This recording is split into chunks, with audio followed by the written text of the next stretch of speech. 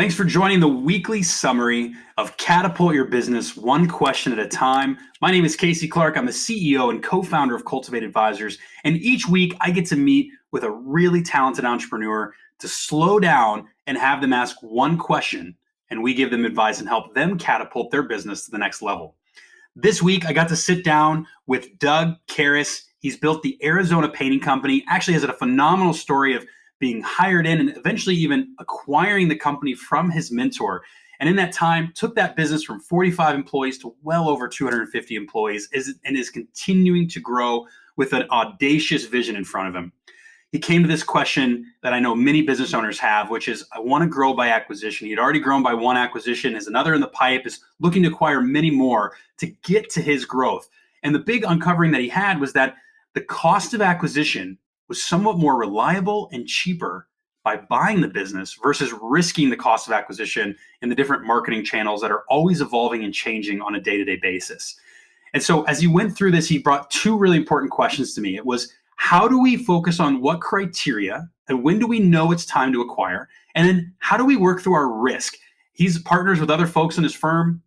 As they approach the business, the CFO, the COO, and himself, they have different risk profiles. And we know that can always be the case for ourselves, sometimes even in our personal lives, right? I shared on the podcast how I even have a different risk profile than my wife, but opposites obviously attract, and it's good to have those environments.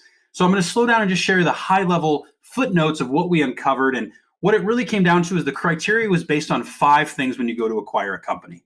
The first one, what type of persona are you going for? Now, Doug had already figured this out. He had figured out that what he needed was to find businesses that have over a certain size to where it would make enough sense financially, but probably small enough to not break the bank when he goes to make the acquisition.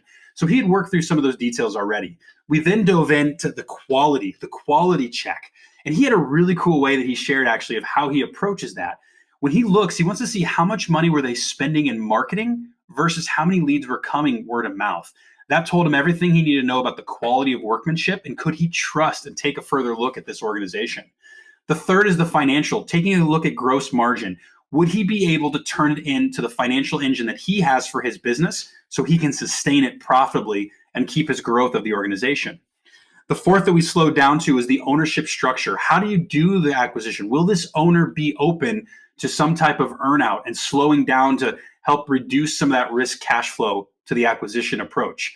And then the fifth and final that we really slowed down on, and he openly admitted was absolutely missing as it came to acquire, overcoming that objection of, I don't want to spook the employees, and slowing down and meeting the team, understanding their skill set, understanding what it will mean to integrate them into the business.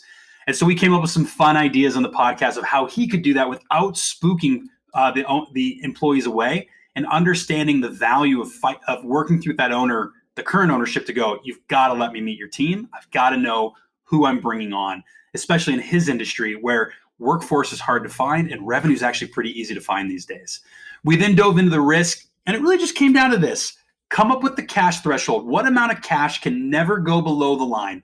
And you can use debt, your profits that you have from the business to reinvest, but ultimately ensure there's a cash threshold that the senior leadership group is all aligned on as you look to make those acquisitions. That way you remove the emotion from the conversation.